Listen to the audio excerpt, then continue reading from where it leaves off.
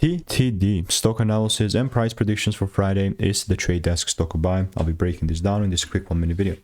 Now here's the big part about TTD is that as it's inside my demand zone, the one thing that I'm looking to do is just double down buy more. Now key here is that I'm not gonna randomly buy. It's just that I need a lot of candles for me to just be like, okay, this is a buy, right? And what do I mean by that? You know, a buy, sell, well, it's a bullish demand zone.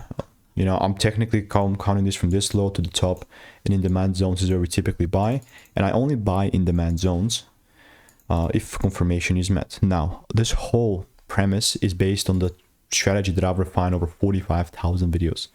45,000 videos, so I've seen what's working for me and what's not, and I've collected enough data to see what's working. Especially with this now, like not enough candles, plus it's Friday, so I guess if Friday we add up like one more day, and then next week if I start seeing some shifts, well, yeah, maybe then, but right now I'm just still chilling. If you want to stay tuned, and if you want free money making emails and insights and all the good stuff, click the first link in the description. It's free.